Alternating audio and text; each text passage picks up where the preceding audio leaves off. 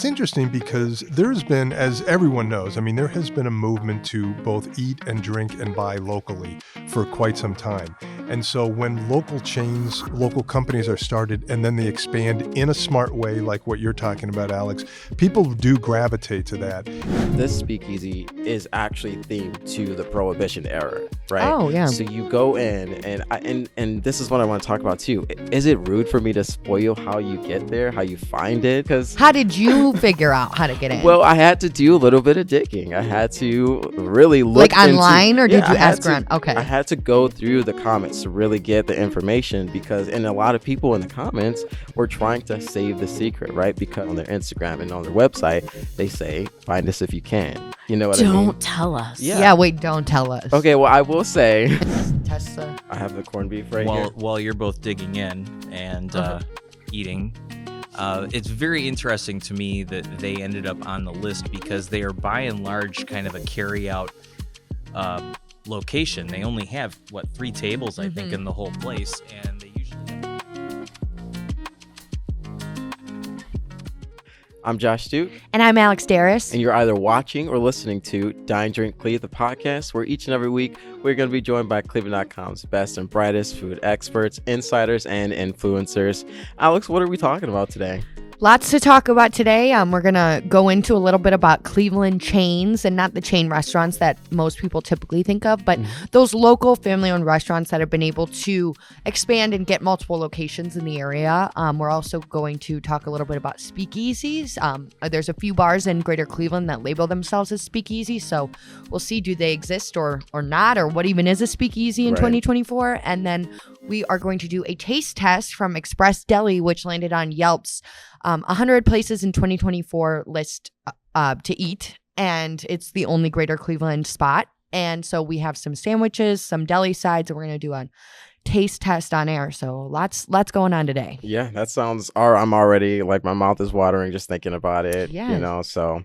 but first we got Marc here. Hi, Marc Bona, who's obviously you've covered in your time here, you've covered a lot of Ohio franchises, a lot of Ohio restaurants. So yeah, let's get started. So I'm working on a story right now. I'm in the middle of it about this whole concept of a Cleveland chain, because I think of places like Barocco, the arepa bar that started in Lakewood. They've expanded to Cracker Park. They have a location, I think, in Willoughby, like Polpo, Ola's. He owns all of those restaurants. And I was like, that's pretty cool. And there's a few other local chains as well.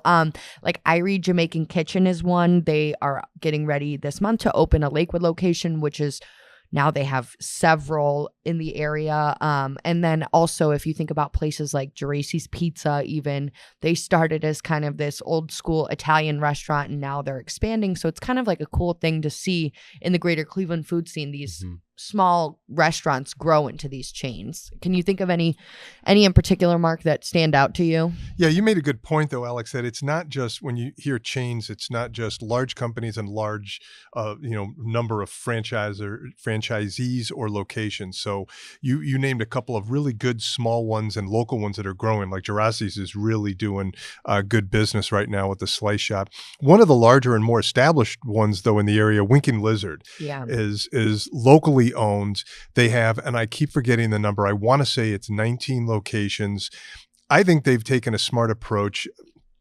They have a very affordable and approachable menu. It's nothing too crazy. I consider it something for everyone, because when you walk in there, you see couples, you see families, you see sports fans. I know my alumni club meets for college football game watches during the fall. I mean, you have a pretty much, good selection across the board. And of course, it was founded on having a great beer list. So you've got that as well. Yeah, for sure. And speaking of beer, are there any like local breweries you can think of, or that have been able to successfully expand into being a local chain? Yeah, there's been some interesting growth on the brewery front, but the one that's really getting into this area of local chains it's really becoming a chain is the Brew Kettle. Yeah. They have really taken a bullish approach to the market. They started in Strongsville, and their shtick, for lack of a better word, was brew on premise. You can go and find a recipe, pay for the recipe, be, and then you make the beer, then you go back a couple weeks later and you bottle it. It's a lot of fun. It's a communal experience. That's really cool. It is cool. I've done it a few times, and it's a great gift too. Yeah. Couples can do it, or buddies can get together. But since then, they've really expanded. They opened in Amherst, they opened in Hudson, they opened in Mentor. And it's funny because I think I've been at all the openings of these places over the years. They opened a year ago in Canton at the Hall of Fame Village with the Top Golf simulators. And I know we've mentioned that in the past, but they're still going. They plan on opening in Brunswick here in about another month. I'm working on a story about that. And they also bought Canton Brewing Company, so they're going to be doing something with that. And then as we spoke a while back, they not too long ago, they actually bought Lock 15. They're going to keep Lock 15 in Akron the way it is, but it's part of this brew kettle. I want to call it like a mini conglomerate. I mean, it's like an umbrella it's like a restaurant company. group. Exactly. Yeah. Exactly. Yeah, and I think one of the interesting things with kind of all of the restaurants that we mentioned is this balance of expanding versus consistency, because it's like, I think Winking Lizard is a great example because when they've been around, 30 years? Yeah, over 30 years. Yeah, you're right. so it's like kind of taking their time to grow and learning the markets that they'll do really well, the cities and stuff like that, but keeping it that if you eat wings at this Winking Lizard and this Winking Lizard, they'll taste the same, Great point. And it's funny, you just reminded me of yet another place, Buildings and Food, run by Will Hollingsworth. They own Prosperity Social Club, La Cave du Vin. They have expanded, and that has been a very recent phenomenon. We're looking at about within the last 2 years, they've expanded and pretty much sticking to Cleveland and thereabouts. So some really cool established places that are here, they're going to stay here, and they're growing, and they just bought Griffin Cider House and Gin Bar as well over in Lakewood. I know you're familiar with that. Yeah, no, I was really sad to see that close, but it does sound like exciting what the new concept and stuff. Yeah, so when we're looking at this list of Ohio chains, what's the, I know you mentioned Winking Lizard is definitely among the largest. Is that the largest? Is that the most successful franchise or chain that we can think of? Well, Swenson's is technically a Northeast Ohio chain. Yeah, that's founded in Akron in the 1930s. That's right. Yeah, so that's probably more, but now I feel like, especially in Northeast Ohio, we think of it so much as like a big chain fast food restaurant, but really it is still local. Like it came from around here. I think Winking Lizard is probably just one of the most like consistent, been around for so long, and I feel like the locations haven't changed that much, like a few here and there. But. Exactly. Yeah. Yeah. And it's interesting because there's been, as everyone knows, I mean, there has been a movement to both eat and drink and buy locally for quite some time. And so when local chains, local companies are started and then they expand in a smart way, like what you're talking about, Alex, people do gravitate to that. And it's also a strategic thing too. Where do you put the locations and how do you approach it? Yeah. Cause I know that's what, I was talking to Juan, who owns Barocco and Ola and stuff, and that's what he was saying. It was like very well thought out of, okay, we'll put it in Crocker Park because the people in Crocker Park, it's kind of its own ecosystem there, but they don't want any too close to the Lakewood one because then it'll take, it's like kind of thinking about where, literally mapping it out your restaurant plan. Yeah, and I feel like, keeping things more consolidated probably helps from tons of financial and logistic purposes. I know, like we mentioned in the past, the Melt, I think they said that they're trying to be more centralized to the Cleveland area, right? Yeah, no, and that's another example of Melt is a local Cleveland chain, and kind of on the other end, they had to close their Avon location and kind of switch up a little bit on their menu and stuff like that.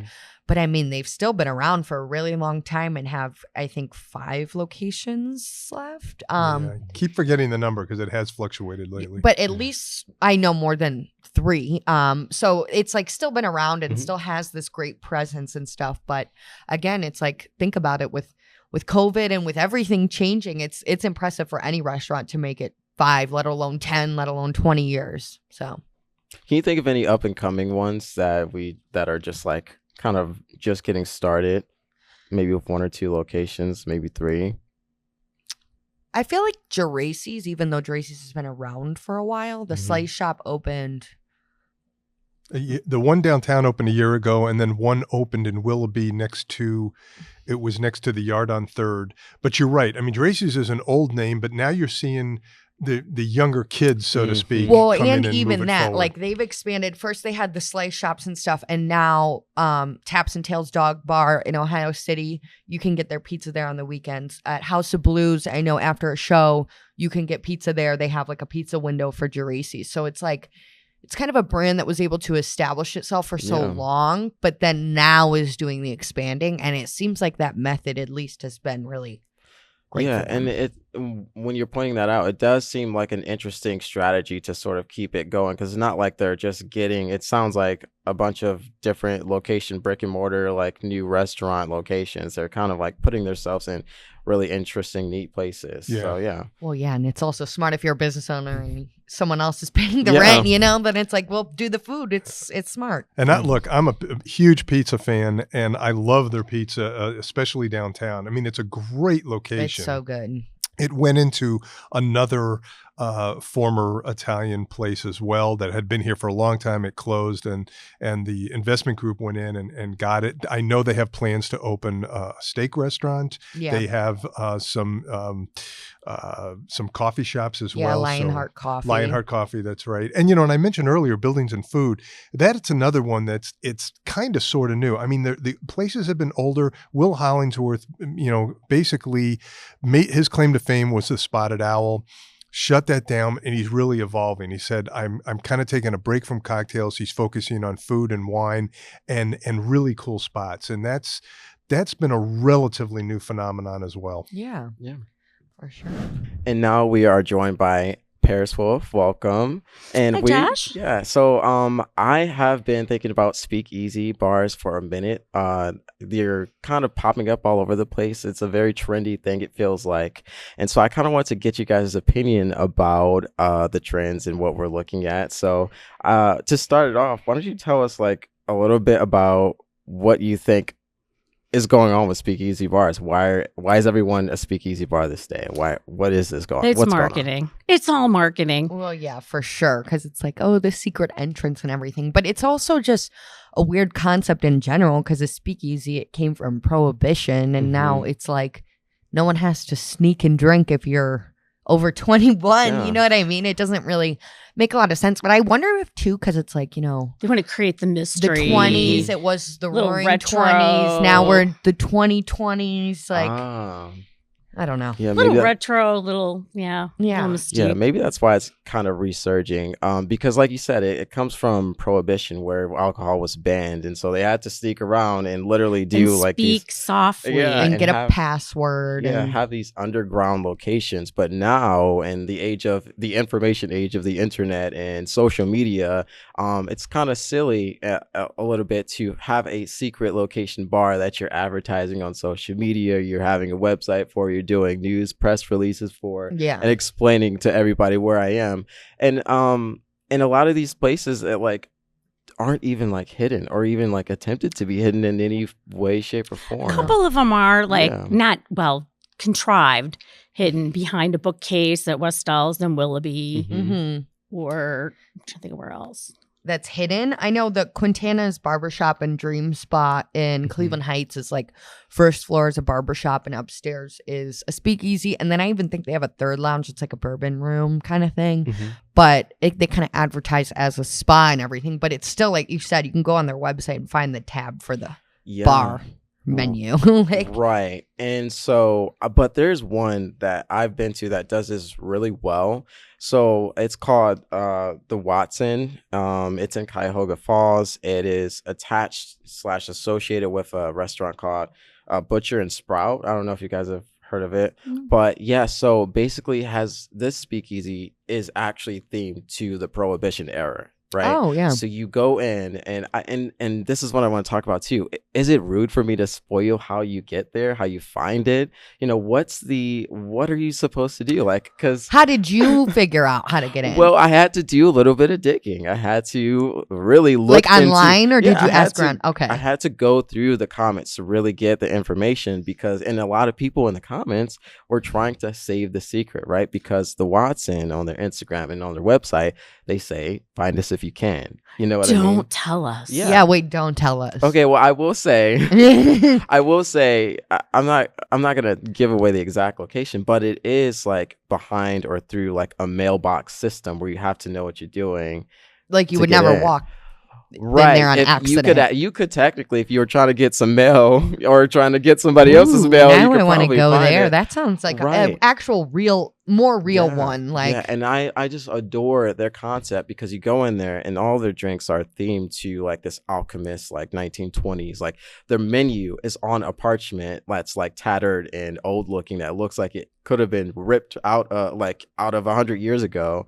And so they just, and even their the way they dress the bartenders, they have that sort of era in their clothing and everything. So it is wonderful. And they have I love a good smoky cocktail with some Yeah. dry ice in it, but they also have like these really cool effects on their drinks, and the presentation is just amazing, honestly. So When are we going there? I know. Now I really want to go. That actually sounds like a cool one because I was thinking of these other bars. There's like Birds of Paradise, which is under Brightside on West 25th, or I think under Goma on East 4th. It's called Giapone, which is they're kind of like basement DJ bars, but they're not Mhm. really like a speakeasy. Like you don't need a password or Yeah. anything like that. You know what I mean? The vault, you kind of have to know about it. Yeah, the nine. vault's in the bottom of the 9, and that would be, if they made that like a password thing, it would be so cool because it is It in the would old be. yeah. bank vault. Like if you kind of had to know, but they do advertise it a lot, pretty much. But I don't know. And then you get these other bars like Amazonia and Lakewood, Mhm. which is like a secret bar. Like you walk through Ola Tacos to get to it, but they kind of like don't call themselves a speakeasy. Like at all, you know? Mhm. Like then there's these other bars who are like, no, we're just secretive but not a speakeasy. And like, what's the difference? Yeah, and why are you doing it? Also, like what is? I get it. It like we FOMO. said, it's good. Yeah, it's good marketing. But at the end of the day, it does kind of it begs the question, like, why are we calling it a speakeasy if there's no crowd reason to call control? it a speakeasy? Oh yeah, Crowd that's control? true. Yeah, that's For true those of because us who want something, and they are usually more expensive. Have you found that? Yeah, what about Yeah. the Watson place? What were their drinks like? their drinks are definitely on the higher end of price. It was a little while since I've been there, and I honestly didn't care about the price, but I did notice it was more expensive. But I just Because understood you're paying that for to be a part. atmosphere. You're paying for atmosphere. You're paying for that presentation. You're paying for the theming. Like, you know what I mean? Like when you go to a theme park out of town or something, you kind of it's understood and expected that you're kind of paying for that experience on top of whatever the value is for the actual thing you're getting. Yeah. So Right. yeah, I love speakeasies. Did you get any bathtub gin? Have you? No. No, I don't know. Yeah, that's what they used to do during Prohibition. People used to make gin in their bathtubs.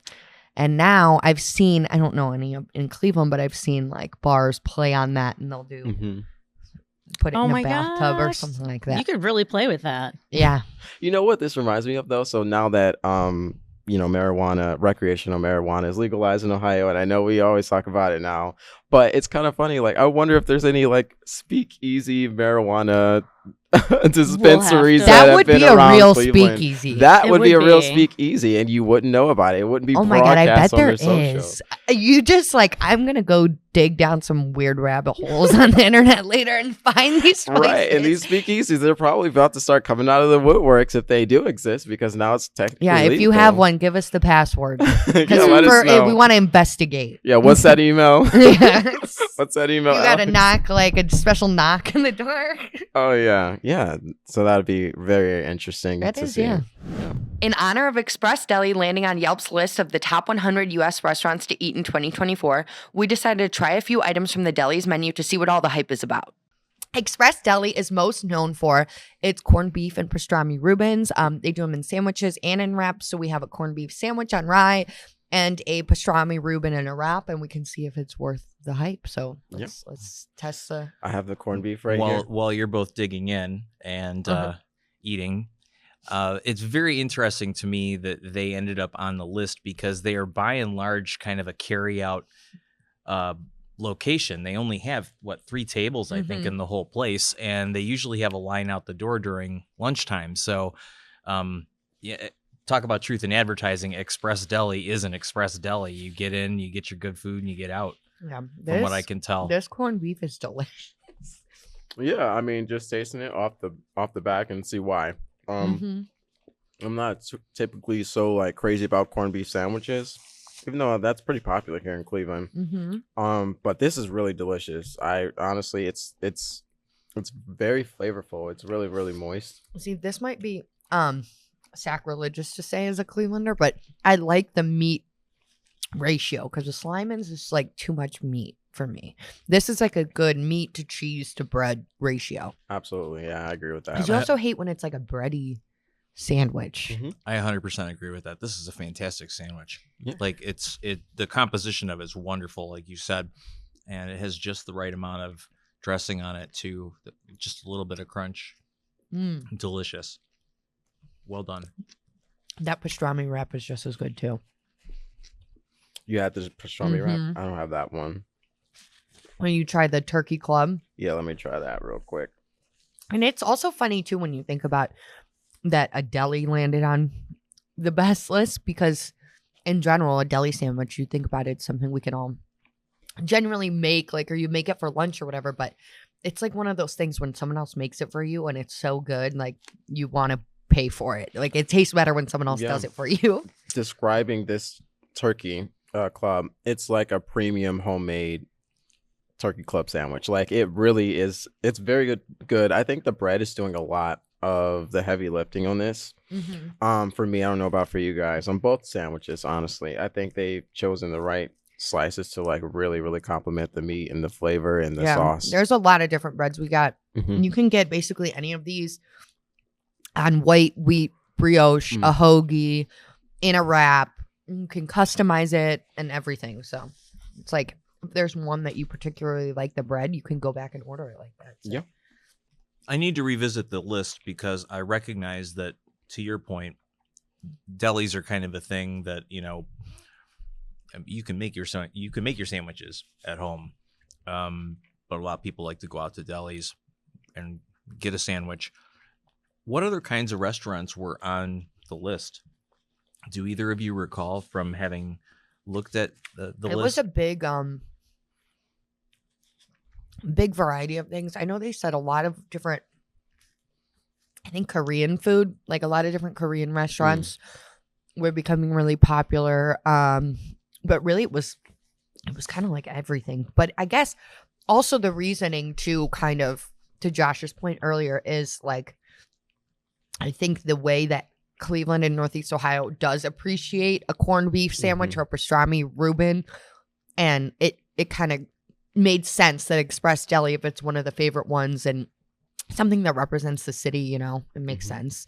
But yeah, and so there were no other like deli types. No, I'm sure that there were, but not in Ohio. Yeah, so why don't you guys give your pre-written review rating of each one that you had? I would get all of these again from what I've tried. How's the chicken salad? Delicious. It tastes homemade. It's you know how like you go some places, you get that sense that it's like food service. Yeah. Definitely not the case here at all. You can tell that people have labored over creating delicious food. That's what I was going to serve. say, is because I hate when that is the one thing that you want it to taste homemade, like not like someone made it at a deli or something, like a food service thing. Right, especially in a place like a deli, if anything. You would expect that maybe in some other venues to have things that were sort of leaning in a food service direction, and that would be completely within, you know, rights. So yeah, this totally is giving someone's really like very experienced auntie or uncle was just throwing down in the kitchen and gave you just the best sandwich ever after a long bad day. So I was just gonna say, this is like the ideal like go beach food, like when you're at having a beach day and you just want to eat like a sandwich in foil, and this is it. Yeah, I'm into it. it's a good summer option. Yeah, so I guess we're gonna keep eating and trying all of these items, and you'll have to check out cleveland.com this week for our full review on Express Deli and see how we ended up ranking everything and liking everything. So, well, thanks so much for watching or listening to the Dine Drink CLE podcast. Make sure to like, subscribe, and follow us on Apple Podcasts, Spotify, YouTube, or your preferred podcast platform. Make sure to follow us on Instagram at DineDrinkCLE and follow our newsletter at cleveland.com/newsletters. Thanks.